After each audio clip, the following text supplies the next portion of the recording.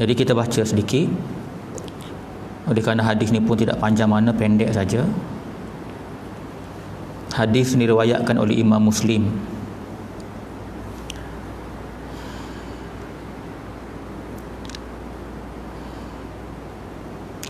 Daripada sahabat Nabi yang bernama Tamim Ad-Dari.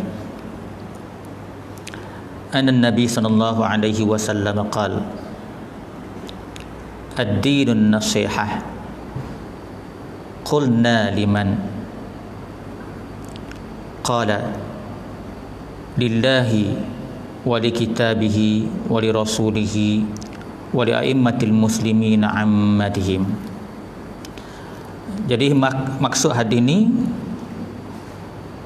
daripada sahabat Nabi yang pertama Tamim Ad-Dari. Nabi SAW bersabda, agama itu adalah nasihat.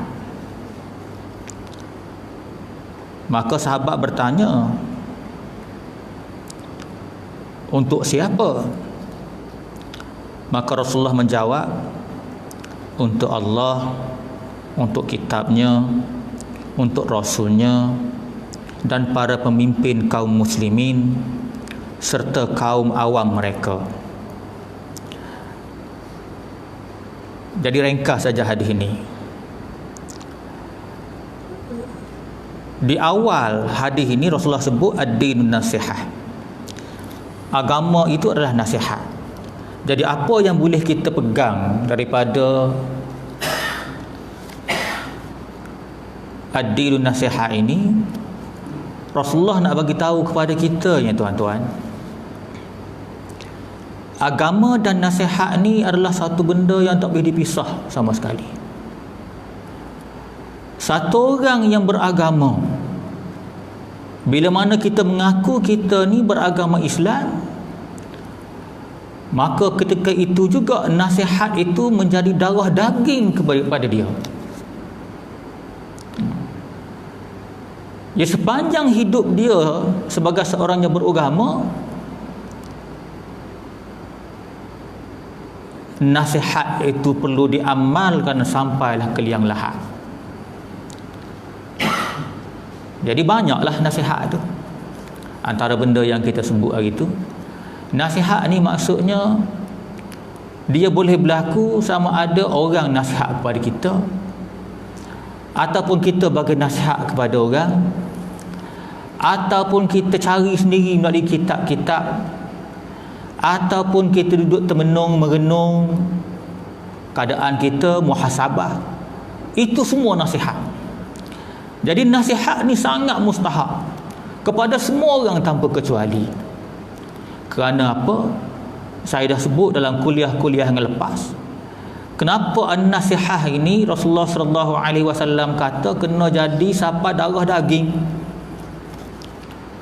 Kerana tanggungjawab kita besar. Tanggungjawab kita bila mana kita mengucap dua kalimah syahadah saja, terpikul atas bau kita itu jawatan khalifah. Wa idh qala rabbuka lil malaikati inni ja'ilun fil ardi khalifah. Allah kata pada malaikat dalam surah Al-Baqarah, aku nak buat khalifah atas muka bumi. Jadi ringkas ceritanya, khalifah tu manusia lah. Jadi khalifah ni jawatan. Maksud khalifah ni apa? Orang yang diberi jawatan untuk memakmurkan muka bumi ini dengan peraturan Allah. Dia mentadbir, dia memakmurkan, dia mengatur muka bumi ini dengan peraturan Allah. Atau apa? Semua lah. Apa sahaja yang kita boleh klasifikasikan sebagai makhluk yang ada atas muka bumi ini, semua sekali. Manusia, binatang, tumbuh-tumbuhan, air, muka bumi, semua sekali. Jadi tanggungjawab kita memakmurkan muka bumi ini dengan peraturan Allah. Jadi nak buat kerja ni,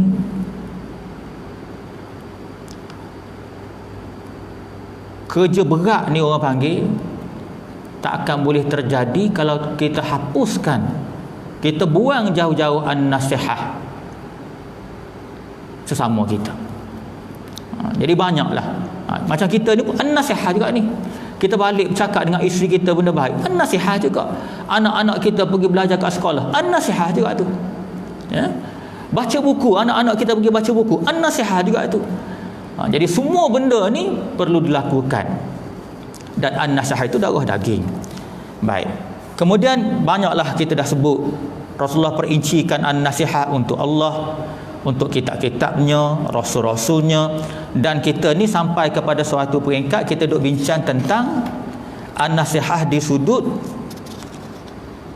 ketua muslimin, ya, pemimpin kaum muslimin. Baik, kita tengok sikit setakat yang kita berhenti hari itu. Apakah yang dimaksudkan an-nasihat untuk imam muslimin?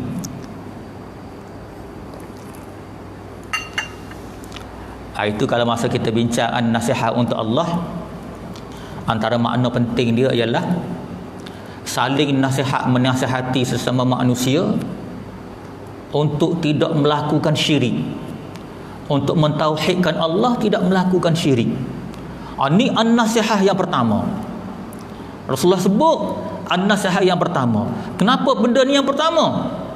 Kalaulah seseorang itu ada masalah dalam tauhidnya dan dia sentiasa melakukan syirik, dia masalah besar. Dia ada masalah besar. Solat dia, puasa dia, zakat dia hancur habis semua sekali. Itu yang pertama, tuan-tuan. Dia tauhid ini ialah seolah-olah tapak semayan. Yang membezakan kita dengan orang kafir, kita tapak semayan. Kita buat baik, kita sedekah, kita solat, kita pergi haji, kita hormat mak bapak. Itu semua tu merupakan kebaikan-kebaikan yang sifatnya macam anak benih. Dan anak benih ni perlu tapak untuk dia hidup. Jadi tauhid ini tepat dia bertapak. Dia mari hinggap atas tapak semayan ni, maka dia subur naik. Orang kafir dia buat baik juga, tapi dia tak ada tapak semayan. Sedekah dia ke, buat baik dia ke, apa saja dia buat, dia tak ada tempat nak duduk. Itu tauhid. Jadi tauhid dia benda mustahak, tuan-tuan. Tauhid kita hancur, pergilah umrah 40 kali pun tak ada makna apa-apa, tuan-tuan. Itu tauhid. Baik, itu nasihat menasihati yang perlu dilakukan sentiasa sesama kita dalam berbagai bentuk untuk Allah. Nak jaga tauhid, tak nak bagi syirik. Baik. Di sudut nasihat untuk imam muslimin pula. Baik, yang kita dah baca baru ni, yang dijelaskan dalam syarah hadis 40 ni yang ditulis oleh Syekh Mustafa Al-Bugha. Ringkas ceritanya, maksud imam muslimin ni ada dua. Imam muslimin ni maksudnya dua. Satu, pemerintah kaum muslimin. Kita tolak tepi dulu tentang nasihat. Kita ambil dulu definisi pemerintah. Maksud pemerintah kaum muslimin ini, kata Syekh Mustafa Al-Bugha, dua. Satu, pemerintah betul lah. Siapa dia jadi Perdana Menteri ke, Presiden ke, itu pemerintah. Yang kedua, termasuk dalam kategori imam muslimin ni ialah alim ulama. Alim ulama setempat. Baik, kalau kita kata nasihat untuk imam muslimin, maksudnya apa? Ini kita dah baca dah, cuma ulang kaji balik. Untuk memenuhi ad-dinun nasihah, bila kita bincang di sudut imam muslimin, nasihat untuk imam muslimin itu maksudnya apa? Maksudnya ialah nasihat, panduan atau tunjuk ajar kepada pemerintah kaum muslimin dan para ulama supaya berpegang teguh kepada agama Al-Quran dan hadis. Tu dia, tuan-tuan. Maknanya kalau kita balik semula kepada perbincangan awal hadis, ad-dinun nasihah. Agama tu nasihat yang kena jadi darah daging. Bila melibatkan dalam konteks pemerintah muslimin, imam muslimin, yang mana kata Syekh Mustafa Al-Bugha dua dekat situ, pemerintah dan juga alim ulama. perlu ada saling nasihat menasihati agar pemerintah kaum muslimin, Perdana Menteri ke, Presiden ke, Ketua Menteri ke, dan juga alim ulama setempat yang menjadi panduan seperti mufti, seperti qadi, nasihat pasal apa? Agar mereka berpegang teguh kepada agama dalam semua hal. Kalau kita fikir sekali lah, kenapa sampai Rasulullah sallallahu alaihi wasallam rekodkan isu nasihat menasihati yang berkaitan dengan pemerintah dan alim ulama. Sebabnya mereka ini adalah ketua dan ikutan kaum muslimin. Kalau dia orang rosak, habis rosak semua sekali. Maka nasihat menasihati itu perlu wujud supaya mereka mentaati Allah dan Rasul, pemerintah dan ulama. Baik.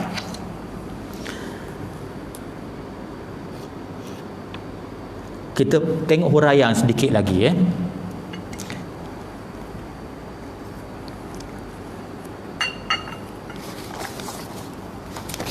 Sekarang tadi kata Syekh Mustafa Al-Bura dia dua, maksud Imam Muslim ini pemerintah dan juga ulama. Sekarang ni kita hanya fokus kepada pemerintah, ulama lepas ni. Dalam kitab Al-Wafi ni Syekh Mustafa Al-Bura sebut bagaimana an-nasihah boleh terhasil dengan ketua muslimin dalam konteks pemerintah. Saya baca teks dia. Yang pertama kata Syekh Mustafa Al-Bura, kesukaan kita, maksudnya kesukaan yang dizahirkan dengan suka nasihat menasihati serta berpesan-pesan. Saya ulang balik, kesukaan kita maknanya rakyat yang dizahirkan dengan suka menasihati dan berpesan-pesan terhadap pembaikan mereka, petunjuk mereka, keadilan mereka, bukannya mengasihi pribadi dan diri mereka semata-mata. Baik. Yang pertama sekali kata Syekh Mustafa Al-Bura, nasihat kepada pemerintah boleh terhasil dengan sifat suka berpesan-pesan di kalangan rakyat jelata dan juga di kalangan sesama mereka tentang pembaikan mereka, dasar-dasar mereka, keadilan mereka. Nampak? Jadi pemerintah buat dasar, pemerintah mengatur perancangan. Rakyat pula bila dah tahu dah pemerintah tu mengatur dasar yang baik, membuat perancangan baik, perlu ada nasihat menasihati di kalangan mereka tentang dasar-dasar, tentang keadilan, biar semua orang tahu. Lebih-lebih lagi bila kita bincang dalam konteks pemerintah yang cuba melaksanakan keadilan Islam, biar orang nampak cantiknya Islam tu. Bukan maksud bila pemerintah buat kerja dia, yang lain bakal duduk diam. Tidak. Tak terhasil lagi nasihat tu. Nasihat boleh terhasil bila mana nasihat, bila pemerintah buat dasar, yang mana faham sebar luaskan. Yang mana dasar-dasar berkaitan dengan Islam untuk kepatuhan Al-Quran dan Hadis, sebar luaskan. Jadi kata Syekh Mustafa Al-Bura, an-nasihah kepada pemimpin ini boleh dizahirkan dengan sifat nasihat menasihati dan berpesan-pesan sesama kita tentang segala bentuk dasar pembaikan keadilan yang dibawa oleh mereka, agar semua maklum dan sama-sama bekerjasama ke arah itu. Kan ada satu ayat Al-Quran berkenaan dengan berpesan-pesan ya. Surah Al-Asr. A'udzubillahi minasyaitonirrajim. Wal 'asr. Innal insana lafi khusr. Demi masa, sesungguh manusia ni rugi. Allah bersumpah dengan masa, tuan-tuan. Nak cerita pasal berpesan-pesan ni, cumanya dalam hal ini kita nak rujuk kepada dalam konteks pemerintah berpesan-pesan dalam hal-hal yang berkaitan dengan pemerintahan. Sesungguhnya Allah kata manusia ni rugi demi masa. Illal ladzina amanu, kecuali orang yang beriman. Wa amilu salihat, dan orang buat amal soleh. Lepas tu ujung tu, lepas Allah cerita tentang beriman dan beramal dengan amal yang soleh, Allah sebut watawasau bil haq watawasau bis sabr. Ulama kata watawasau bil haq watawasau bis sabr ni apa sebenarnya? Watawasau bil haq watawasau bis sabr ini nak ceritanya unsur ataupun ciri-ciri orang yang beriman dan orang yang beramal soleh. Amal soleh tu maksudnya luas, beriman pun luas juga. Tapi dalam kes surah Al-Asr ini, Allah nak bagi tahu, Allah nak kemukakan dua ciri penting orang yang beriman dan beramal soleh tadi yang tidak rugi. Yang tidak rugi. Balik semula, cerita demi masa manusia rugi. Sebenarnya begitu tuan-tuan. Kalaulah kita reti nilai waktu masa dan kita faham banyaknya kita perlu buat baik untuk melepaskan kita daripada azab seksa Allah di hari akhirat, maka orang tu takkan buang masa. Walaupun sesaat, mesti dia isi dengan amal soleh. Mesti dia isi dengan amal soleh. Kalau misalkan dia tertinggal amal soleh, katakanlah satu saat dia tinggal, orang yang betul-betul beriman dengan amal soleh, dia akan rasa menyesal, tuan-tuan. Sebab boleh jadi dengan amal soleh yang berlaku pada saat itu merupakan pembela kepada dia di hari akhirat. Tuan-tuan, kalau tuan-tuan baca hadis-hadis duk cerita berkenaan dengan hari Mahkamah Agung, takut tuan-tuan, takut. Hari Mahkamah Agung masa tu disaksikan oleh semua umat manusia. Sebarang apa pun kita buat salah, hak kita selama ni duk sorok, semua tahu belakang. Selama ni bolehlah duk sorok dengan isteri kita, menantu tak tahu, anak-anak tak tahu, tapi masa tu bebas, semua nampak. Oh, lagu ni pak mertua aku rupanya. Oh, ni boleh kata, oh pak imam lagu ni. Pada waktu itu kemungkinan saat yang seseorang itu lupakan merupakan pembela untuk lepaskan dia daripada benda-benda yang macam ni. Oleh sebab itu dia tak akan tinggal. Sebab tu ayat tadi, wal af innal insana lafi khusr, demi masa manusia ni rugi, merupakan suatu amaran kepada seluruh umat manusia yang reti yang dia ni nak pergi masuk dunia lain. Kemudian Allah cerita kecuali orang tak rugi apa ni ya? Beriman dan amal soleh. Dan dua ciri penting orang beriman dan beramal soleh yang tidak dimasukkan dalam kategori rugi tadi, watawasau bil haq, berpesan-pesan, nasihat menasihati atas rasa kebenaran. Bila dia bercakap dengan kawan dia, cakap benda betul. Bila dia bercakap dengan anak isteri dia, dengan menantu dia, nasihat benda betul. Bukan maksud langsung tasuk tak ada lawak, tidak begitu. Jadi nak ceritanya, orang beriman dan amal soleh ni, lidah dia ni mertua nasihat ke menantu, menantu nasihat ke mertua, suami nasihat ke isteri, isteri peringat ke suami, ayah nasihat kepada anak, anak peringat kepada ayah. Ini watawasau bil haq watawasau bis sabr, berpesan-pesan atas kesabaran. Sebab Allah memang tahu cerita nak bagi berpesan-pesan ni benda yang payah, benda payah. Silap-silap pesan kena sekeh kat orang tak suka. Kebanyakan kita nak bagi tahu benda baik pada orang, nasihat perbetul, orang tak suka. Biarpun orang yang dengar tu, yang kita nak sampai tu piah atas kepala, nak dengar nasihat ni pahit, kecuali orang yang betul-betul beriman dan beramal soleh. Baik, balik kepada cerita tadi, maknanya kata Syekh Mustafa Al-Bugha, nasihat menasihati kepada pemerintah, satu daripadanya saling duk bercerita pasal dasar, pasal kebaikan pemerintah agar semua faham, lebih-lebih lagi yang berkaitan dengan agama. Seterusnya kata Syekh Mustafa Al-Bura, suka apa benda Mustafa Al-Bura sebut ni? Syekh Mustafa Al-Bura benar sebut an-nasihat kepada pemerintah itu boleh dicapai dengan perkara-perkara ini. Okey, yang kedua, suka, yakni suka menasihati atau berpesan-pesan agar orang ramai bersatu hati di bawah pemerintahan yang adil dan membenci perpecahan. Ni pun benda susah nak buat. Susah nak buat benda ni. Nak suruh bersatu, nak hentikan perpecahan. Jalannya satu je, pegang Quran, pegang hadis. Berapa ramai orang sekarang ni bila kita nak bersatu antara Quran dengan hadis tak nak dengar. Bukan sini lah, tempat lain.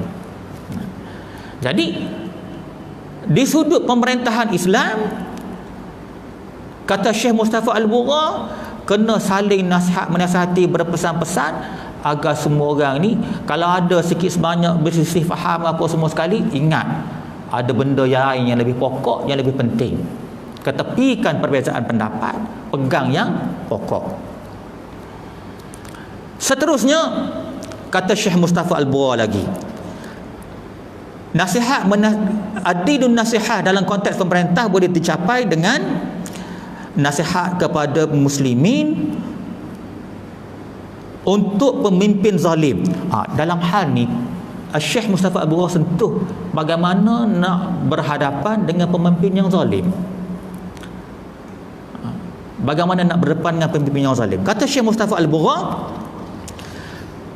nasihat kepada muslimin, mana saling nasihat menasihati, saling bagi panduan dan tunjuk ajar untuk pemimpin yang zalim ialah membantu menegakkan yang hak serta mentaati pada yang demikian itu, iaitu yang hak, dan memperingatkan mereka dengan lemah lembut, berhikmah dan penuh kesabaran. Ada kadang-kadang negara-negara yang diduduki oleh umat Islam, takdir Allah pemerintah dia tu tak berapa baik.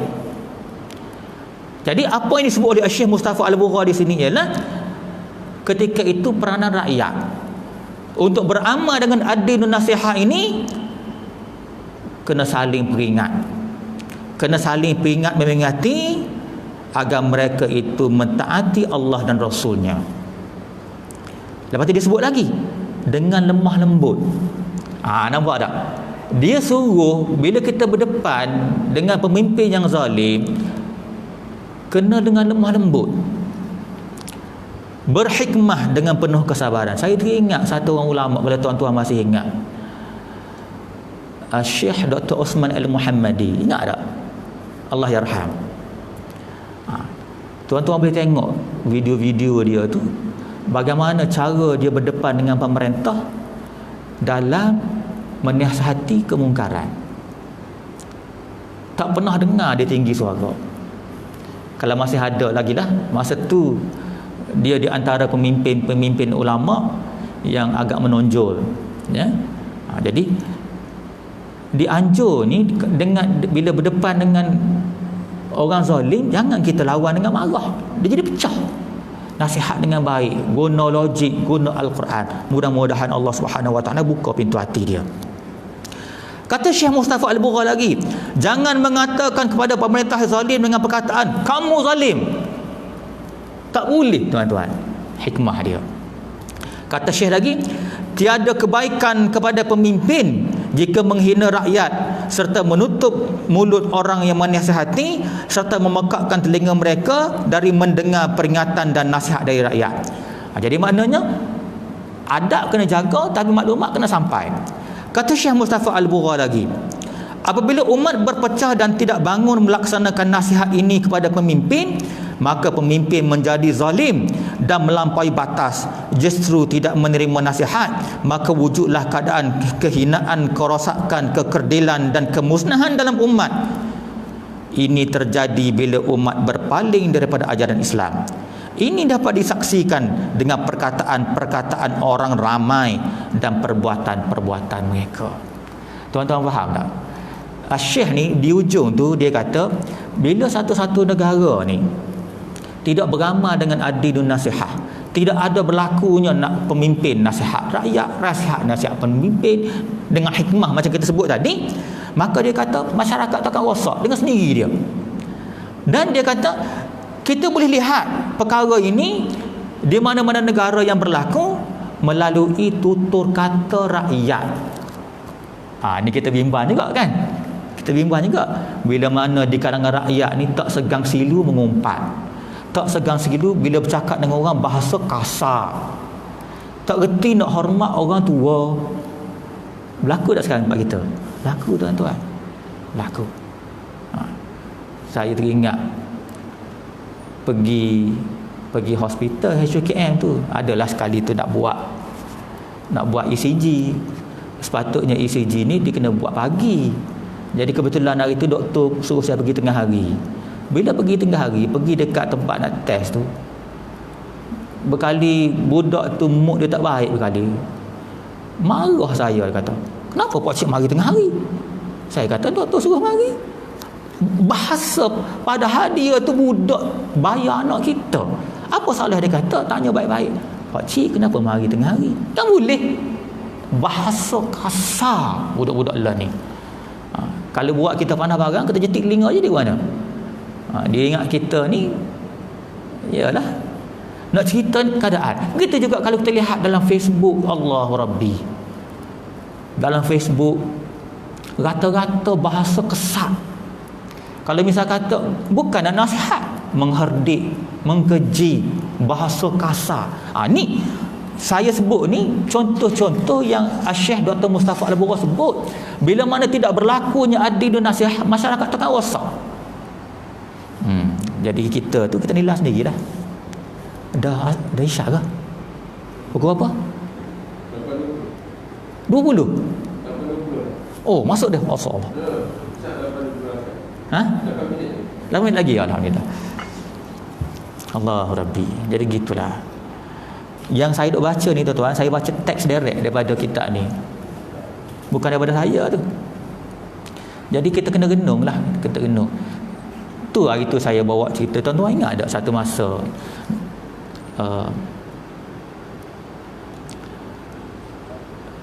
Syekh Syed Ramadan Al-Buti yang kena bunuh di Damsyik kan, dalam masjid kan. Dia tu dengar cerita lah, ringkas ceritanya, kawan-kawan duk cerita ada benda lah dia pertahan Bashar al-Assad ni. Ada benda dia pertahan. Dia pertahan apa? Dia pertahan dia tak menggalakkan pemberontakan. Cerita dia begitu. Jadi ada puak sebelah sini tu marah. Akhirnya kena bunuh. Baik. Kalau tuan-tuan ada masa, kalau tok-tok guru fiqh mari mengajar, tuan-tuan cek dalam mazhab yang 4, mazhab Syafi'i, Maliki, Hambali dan Hanafi, tidak ada fatwa yang memudahkan seseorang tu memberontak kepada pemerintah kalau pemerintah tu zalim. Nak keluar fatwa memberontak ni tuan-tuan, ulama kena berkumpul semua sekali.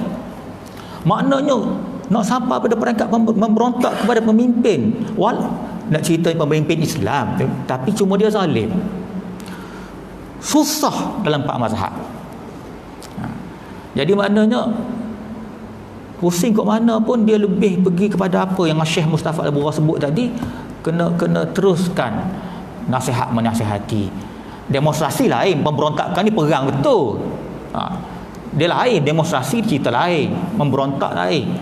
Dalam 4 mazhab tidak ada yang mengharuskan. Kalau nak buat keluar tu, ulama satu-satu tempat kena berkumpul, kena keluarkan hujah sungguh, baru boleh menghalalkan. Jadi itu mungkin apa ni yang berlaku dengan Syekh Syed Ramadan Al-Buti sampai dia kena bom. Dia tak setuju, tapi ada yang kerah kan. Al-maklum lah dunia sekarang ni macam-macam ya. Ad-dinun nasihah. Jadi maknanya besarnya hadis ni sebut pasal ad-dinun nasihah. Kena sentiasa nasihat menasihati.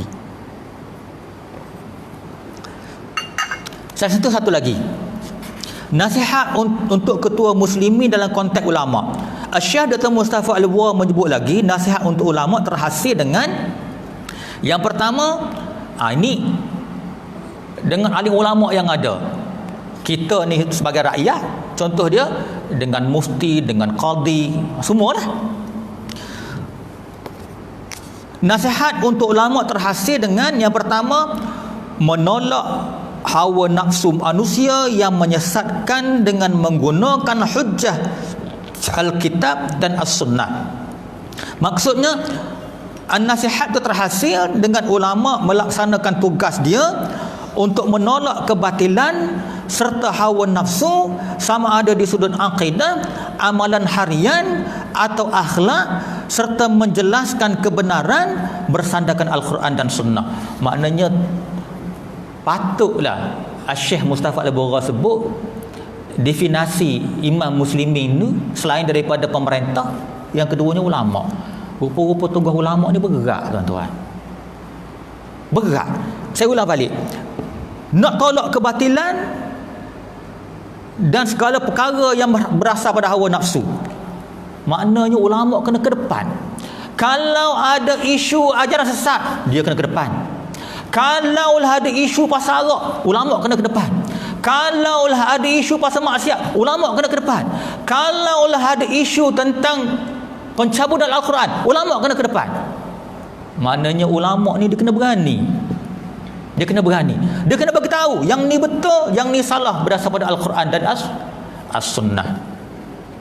Allahu Rabbi. Yang kedua, maknanya dalam negara Islam, ulama dengan umara ni tak boleh pecah. Pemerintah ada hal dia, ulama tadi yang Syekh Mustafa Al-Bughal sebut tu, dia punya intisari lah sebenarnya tu. Kita huraf panjang lagi, dia boleh pergi. Maknanya dia kena ke depan. Asal timbul hal-hal berkaitan dengan agama, ulama kena ke depan. Yang kedua, kata Syekh Mustafa Al-Bughal, an-nasihat yang ditujukan kepada konteks ulama ialah ulama tadi kena menolak perkataan-perkataan yang lemah dari ulama-ulama yang tergelincir dari yang hak. Jadi dalam hal ini, di samping ulama kena ke depan bagi tahu yang ni betul, yang ni salah, yang ni betul, yang ni salah, sama ada di sudut akidahnya, sama ada di sudut amalan hariannya ataupun akhlaknya. Yang kedua ni secara spesifik, Syekh sebut perkataan yang lemah dari ulama yang tergelincir. Ni penting, tuan-tuan. Sebab mana-mana pun ada ulama jahat. Ni payah ni. Sebab dia pakai jubah, dia pakai serban, dia pakai ekor panjang juga umpamanya. Tapi hati dia ni, dia kelai. Jadi contoh dia, mana-mana pun ada benda ni, tuan-tuan. Kita lihat contoh.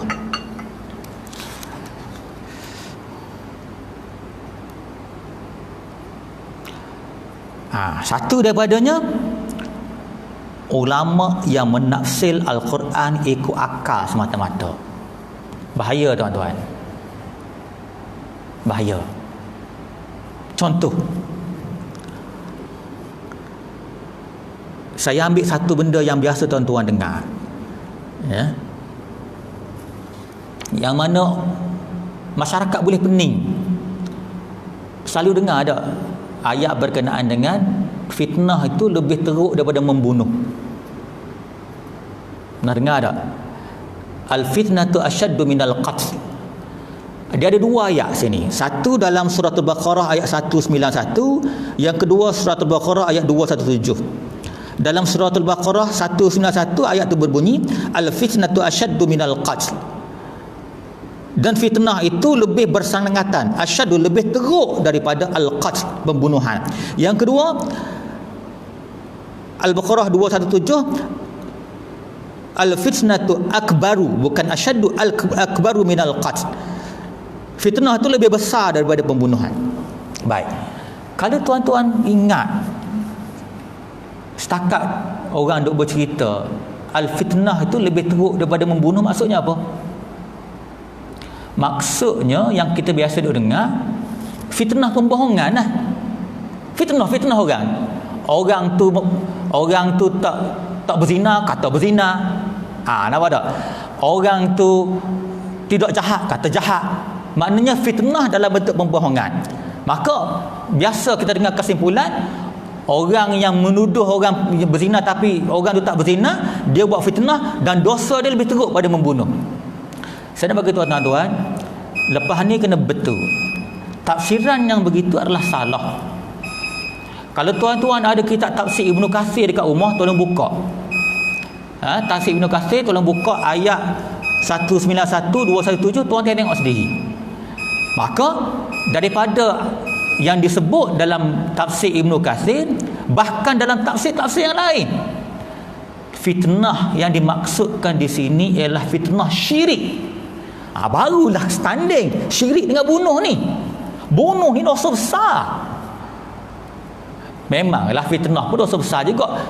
Mana boleh bohong lebih teruk daripada bunuh ni teruk. Nampak tak? Kita berhenti azan sekejap. Kita sambung lepas ni 10 minit, 5 minit kita berhenti insya-Allah. Nak azan dulu ke?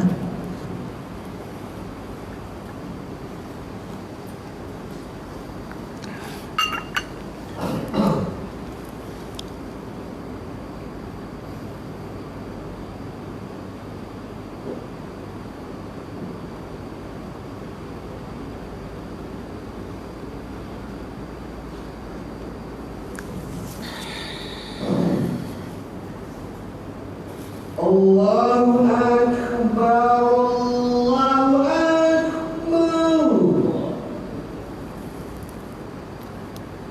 Allahu Akbar,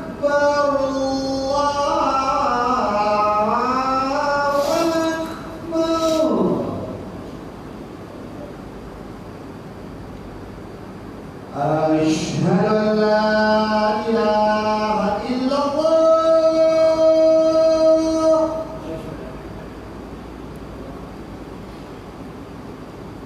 أشهد أن لا إله إلا الله.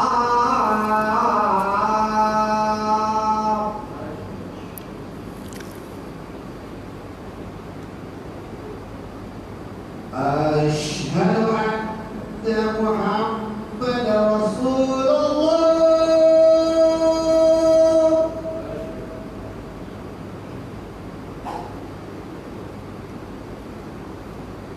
أشهد أن محمدا رسول الله.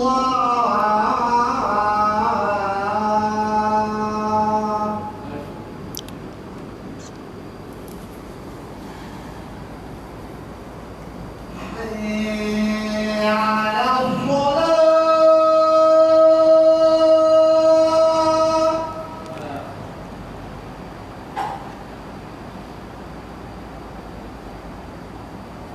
حي على الصلاة.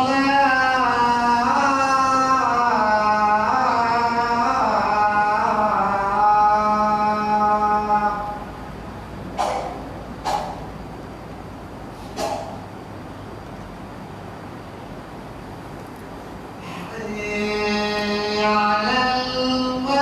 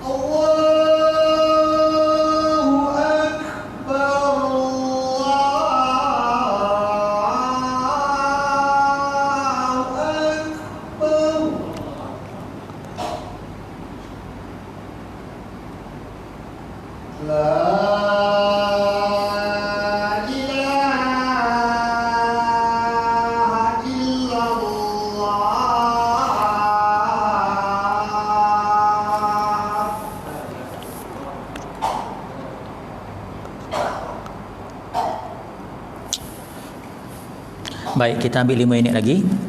Kita sedang melihat contoh yang dibawa oleh Syekh Mustafa Al-Bugha, bagaimana nasihat menasihati boleh terhasil dalam konteks ulama. Jadi kita sedang melihat contoh yang kedua, iaitu untuk menolak perkataan yang lemah dari ulama-ulama yang tergelincir dari yang hak.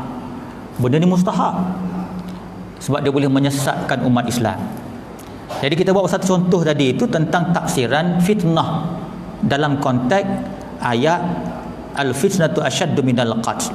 Maka kita jelas berdasar pada tafsir Ibnu Katsir, dan juga benda ini disebut oleh Dr. Zulkifli Al-Bakri dalam fatwa daripada pejabat mufti dia. Al-fitnah di situ maksudnya syirik. Jadi tuan-tuan boleh bacalah sendiri dalam kitab Ibnu Katsir, kalau ada boleh tengok susu galur dia. Yang kedua, contoh yang kedua, betapa pentingnya penolakan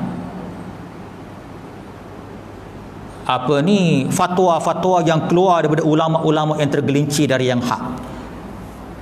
Kalau kita baca tafsir Ibnu Katsir, ada satu bincang tentang ada pendapat ulama yang membenarkan kahwin lebih daripada 4. Ini contoh, ya. Banyak lagi perkara-perkara lain. Boleh kahwin lebih daripada 4. Maka dia juga bersandar pada Al-Quran. Dia bersandar kepada ayat surah An-Nisa ayat nombor 3. Surah An-Nisa ayat nombor 3. Nak ceritanya ada ulama yang berfatwa macam ni. Jadi bila ada yang ulama-fatwa macam ni, ulama-ulama yang benar kena lawan, kena tepis. Itulah yang dimaksudkan nasihat, dan kena sebar kepada masyarakat supaya jangan terpengaruh. Jadi ayat surah An-Nisa ayat nombor 3 ni dia kata apa? Allah kata apa? Fankihu ma taba lakum minan nisa masna wa thulatha wa ruba'. Maksud dia, maka kahwinlah wanita-wanita yang kamu senangi, masna 2, wa thulatha 3, wa ruba' 4. Ayat ni perintah suruh kahwin 2, 3, 4. Pasal poligami dah ni. Baik. Jadi macam mana sampai ayat ni kata 2, 3, 4? Macam mana boleh jadi sampai lebih pada 4 ni? Dia ada satu golongan daripada aliran Syiah. Bukan semua ni, sebahagian daripada Syiah dia tafsir macam ni. 2, 3, 4. 2 campur 3 campur 4 jadi 9. Boleh lagu tu. Boleh jadi lagu tu. Jadi dia berpegang boleh kahwin lebih sampai 9, bukan setakat 4. Jadi ulama-ulama yang betul yang ada dalam negara Islam yang dilantik tadi, macam qadi, macam mufti, kena bagi tahu balik. Kena bagi tahu balik bahawa itu adalah ajaran yang yang salah. Yang benarnya seperti mana yang dikeluarkan oleh Imam Syafi'i, ditulis oleh Ibnu Katsir. Kata Imam Syafi'i macam mana? Tidak diperbolehkan untuk menghimpunkan lebih dari 4 wanita, dan ini disepakati. Maknanya semua ulama ittifaq kecuali sebahagian daripada Syiah. Jadi sebab saya sebut benda ni negara kita sekarang ni ada grup yang agak cenderung kepada Syiah. Mungkin antara sebabnya pasal benda ni lah kot. Boleh mut'ah, boleh kahwin 2, 3. Maknanya ada benda yang dia nak lah tu. Ada benda yang dia nak.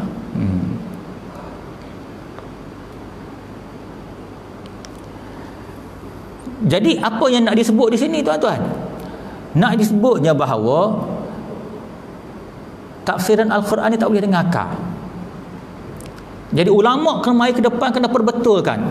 Dia kena ada orang yang ada authority yang boleh tafsir. Kan Imam At-Tirmizi sebut ada satu hadis kata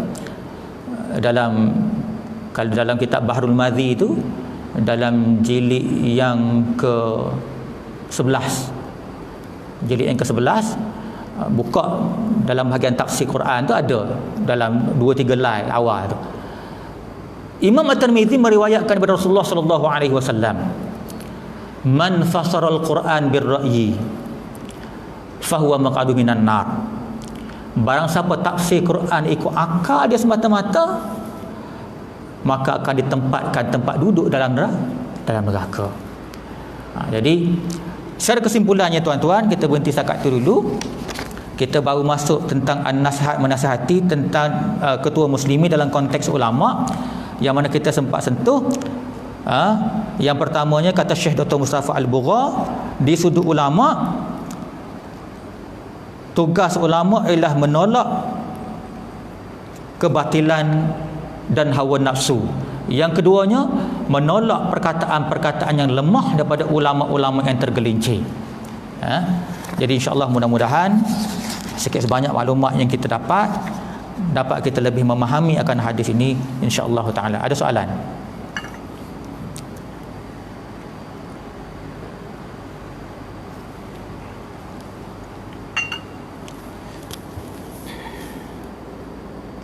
Jadi kalau tak ada soalan, mudah-mudahan apa yang kita baca sikit sebanyak dapat mencetuskan rasa ingin tahu secara lebih mendalam. Dan memanglah tak sudah dengan hanya mendengar kuliah ni.